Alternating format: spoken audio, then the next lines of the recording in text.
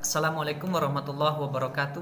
My name is Mariti. My student number 23190 and 8 and 6.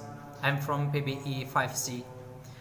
Well, this video I make from my final test of reading, the related reading test, and I will explain the listening comprehension in pedagogical research.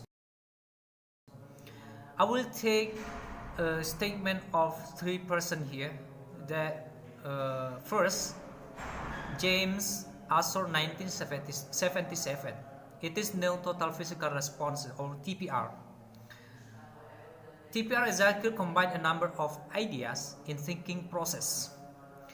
James 1977 said that he revealed his statement in his research, claimed that the children learn the first language must be able to get a lot listening as the input, and the input, the listening must be accompanied by physical responses such as grabbing, looking, and another. And then, according to the Rubin, 1994, she said that pedagogy carry out the significant refinements of the confronting exposed to great quantity of input. So that's mean in listening input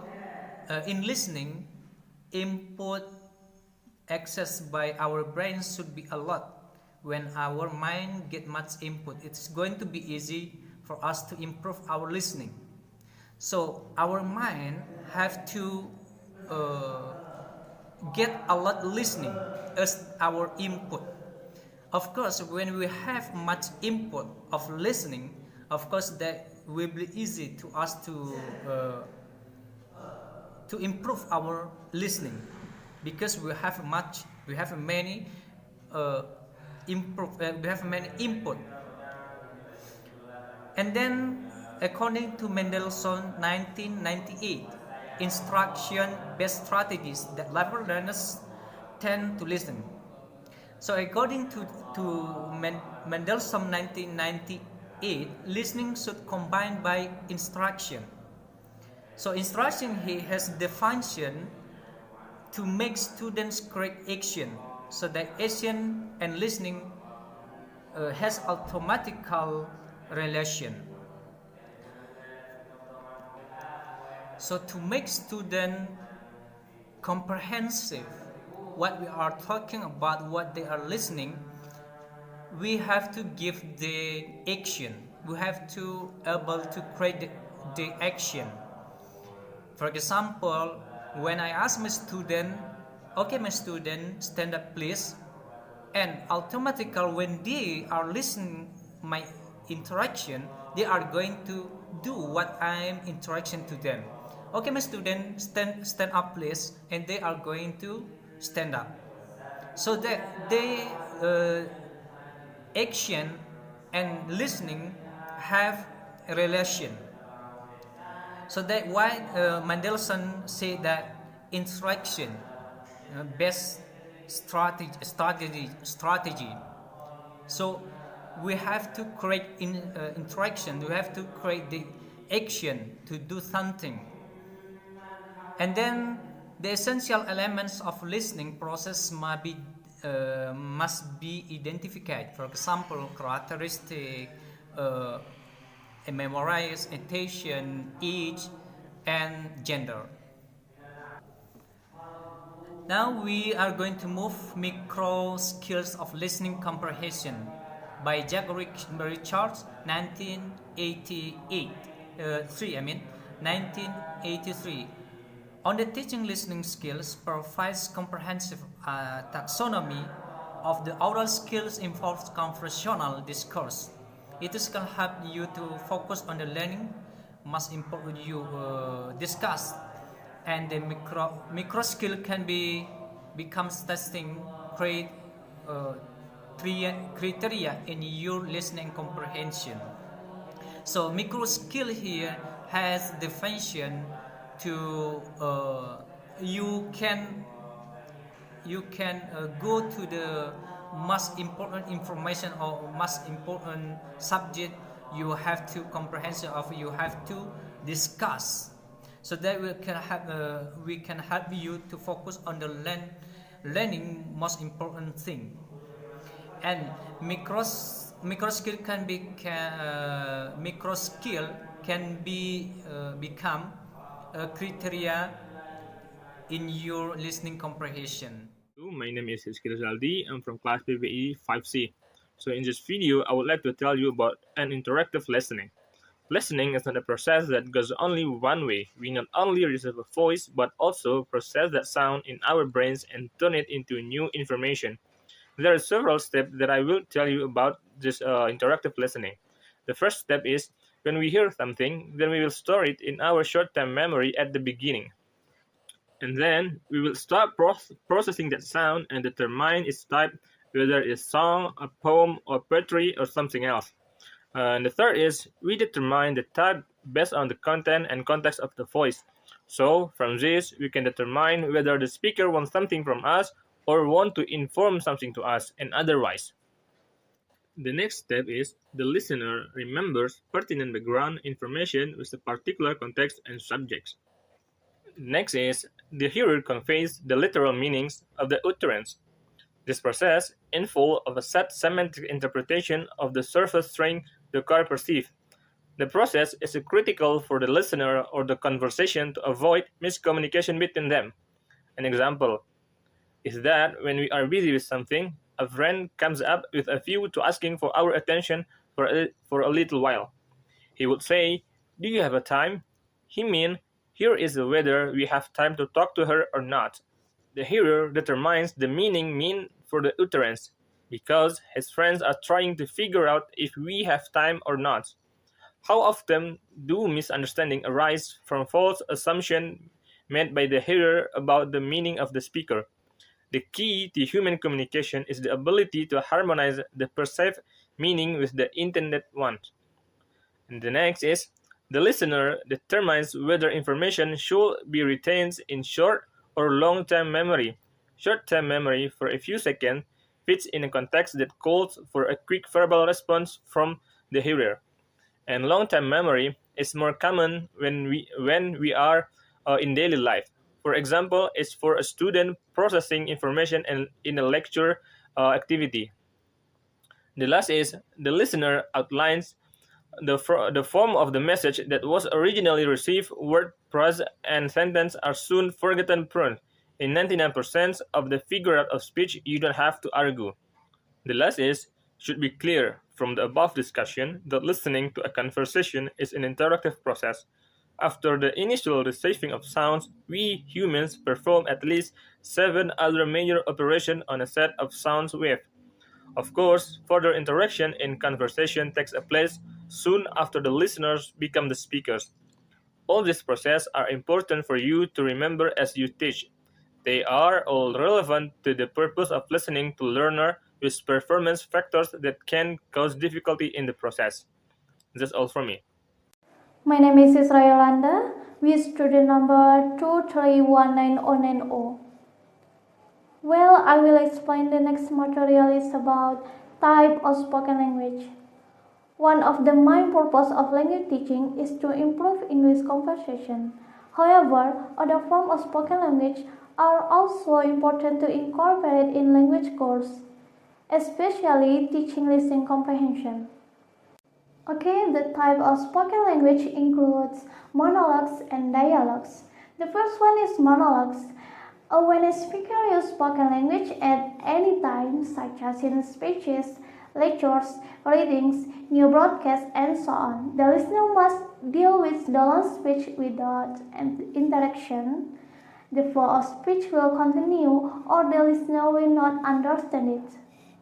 And monologues types includes plans and unplans.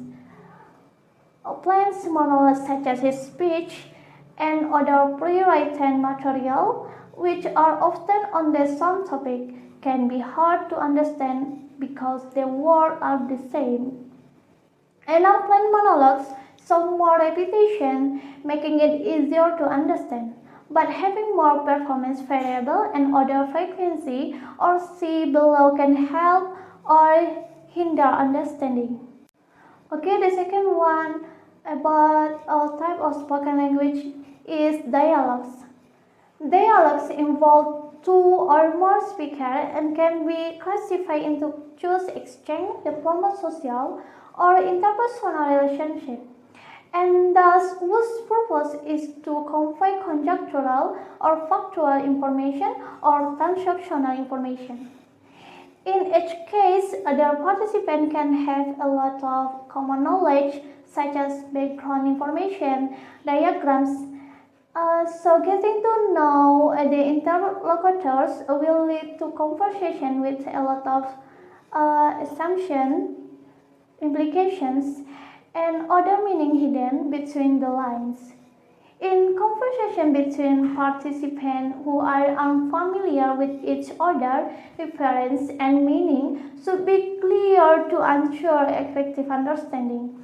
If such a link are not explicit, misunderstanding can easily arise. My name is Desa Febriza and I will explain about what makes listening difficult. When teachers try to design lessons or techniques for teaching listening skills, there are 8 characteristics that need taken into consideration by the teachers because the characteristics have influence to process of speech. The first one is clustering. In written language, you are conditioned to look the sentence as the basic units of organization. But in spoken language, we have limited memory, so we try to clustering the sentence into small group of words. There are clause and praise. Clause is general constituent, while praise within a clause is more easier to understand. Clustering helps students to pick out and comprehend manageable the clustering of words. The teachers should help students to select the word because many students try to use constituent even need too long. The second one is redundancy. Spoken language has a great redundancy. Redundancy in a conversation can be rephrasing of words or idea, elaborating of contents, using phrases such as I mean and you know. Redundancy helps students to understanding the meaning well because students have extra time to extract the speaking. The third is reduced form. Reduced forms are not used in written language by using by the native speakers when they are in a conversation. Redundancy can be phonology, morphology, syntactic, and pragmatic. The fourth is performance variable. It's like a spontaneous speaking. It's mean without playing before.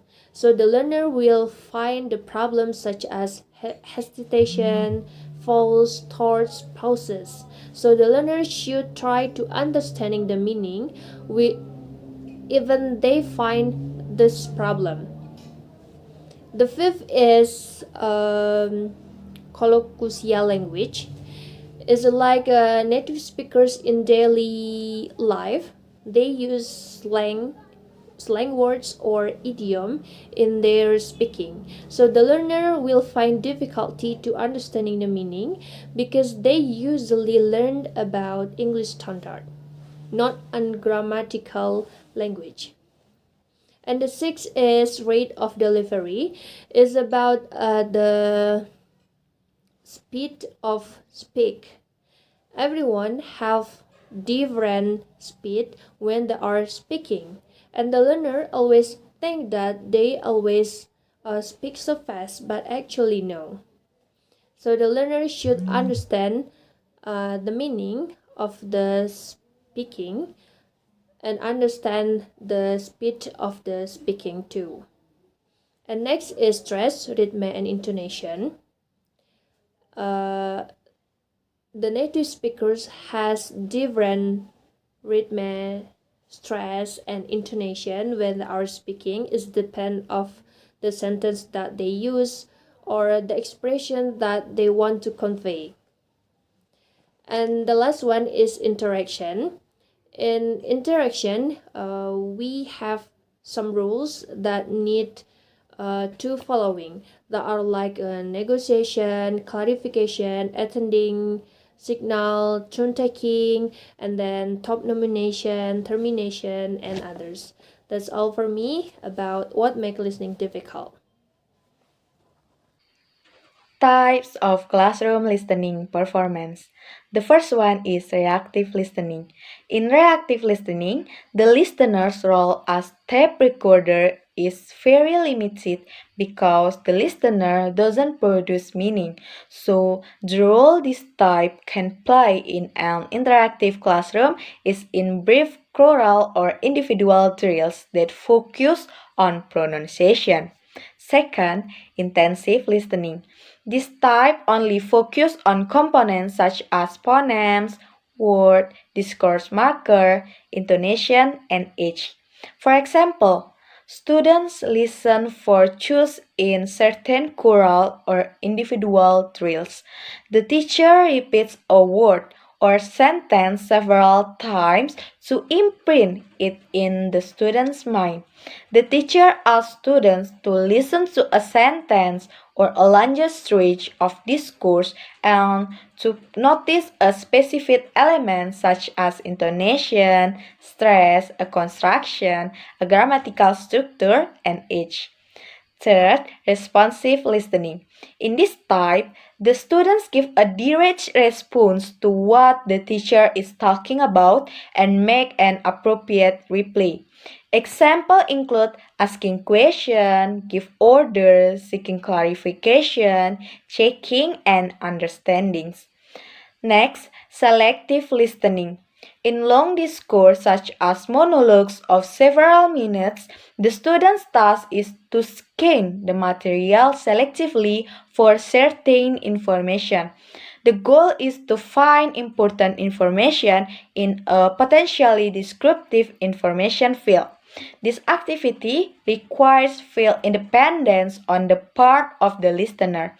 Examples of this discourse include speech, media broadcasts, stories and anecdotes, and conversation in which learners are eavesdrops. Techniques that promote selective listening skills can prompt students to listen name of the person, date, certain facts or events, location, situation, context, main idea, and or conclusion. Next, extensive listening. This type aims to develop students' understanding in order to get the message as a whole. This type also requires students to use other interactive skills to better understand what is being conveyed. For example, with note taking or discussing. And the last one is interactive listening. Interactive listening is the ability of students to focus on listening to the speaker. This type includes the previous 5 types. In interactive listening, students' performance must be intricately integrated in authentic give and take of communicative interchange. Assalamualaikum warahmatullahi wabarakatuh. My name is Andrian Darista with name 2319088. Okay, today I will continue the material about principles of designing listening techniques. In designing listening techniques, there are several principles, namely, first, make sure you don't overlook the importance of techniques that specifically develop listening comprehension competence. The meaning here is give a specific focus on each skill with an appropriate, thus if the curriculum is content-based or dedicated to skill integration. Care is required in creating effective hearing. The second principle is use techniques that are intrinsically motivating. In these principles, we must informing the background is an important factor in attracting the interest and purpose of the listener. Informing the cultural background also facilitate and disrupt the listening process. Develop techniques in such a way that students feel compelled to achieve goals. The third principle is to use authentic language and context. These principles allow students to see the relevance of classroom activities to long-term communicative goals.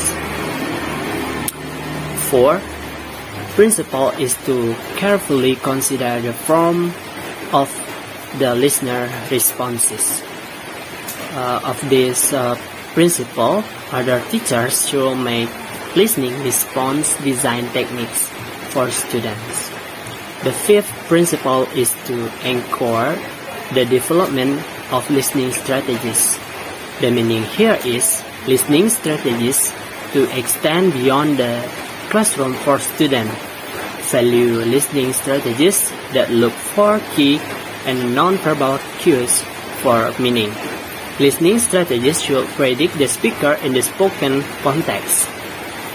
When we teach students to learn listening strategies can be used successful listening learning strategy.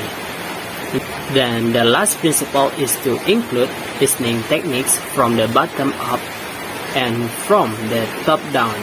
Bottom up is the process from sound to word, grammatical relationship with lexical meaning and others, to the final message. At the bottom have techniques that focus on sound, word intonation, grammatical structure, and other components for spoken language. Top-down is a process that boils on a bank of prior knowledge, global expectation, and listener background information. Above-down has a technique with a schema activity with derived meaning, global, and interpretation of a text. But bottom-up and top-down are important for Leonardo determining the meaning of oral discourse. Okay, that's all from me. Thank you. Assalamualaikum warahmatullahi wabarakatuh. Okay, Assalamualaikum warahmatullahi wabarakatuh. My name Rani Febrianto Ananda Putra and my name 2319111. Okay, I want to explain about top-down exercise. Analyze discourse structure to suggest effective listening strategies. Listen to identify the speaker or the topic. Listen to evaluate themes and motives. Finding mind, idea, and supporting details. Making inference. Interactive exercise discriminating between registers of speech and tones of voice. Recognize missing grammar and markers in colloquial speech. Use knowledge of readers from clarify the meaning of the utterance. Use context-building listening exceptions. Listen to confirm your assumption. Use context-building expression. Use bottom-up pressing to recognize missing words.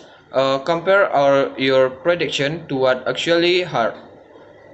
And next, use incomplete sensory data and cultural background information to construct a more complete understanding of a context.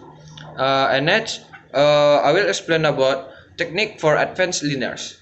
Bottom-up exercise using feature of sentence stress and volume to identify important information for note taking. Become aware of sentence level first in lecture text. Organizational cues in lecture text and lexical and subsemental markers of definition. Identify specific point of information. 1. Top-down exercise. Use introduction to the lecture to predict its focus and direction. Use lecture transcript to predict to context of this next section. Find the main idea of lecture segment. Number 2. Interactive exercise. Using incoming details to determine the accuracy of prediction about content. Determine the main ideas of a section of lecture by analysis the details. Making reference by identifying ideas of the sentence level lead to evaluate statement. Using knowledge of the text and lecture content to fill missing information and discover the lecture missed stem and to supply the ideas he, she mean to say. Okay, that's all for me. Thanks to watching. Assalamualaikum warahmatullahi wabarakatuh.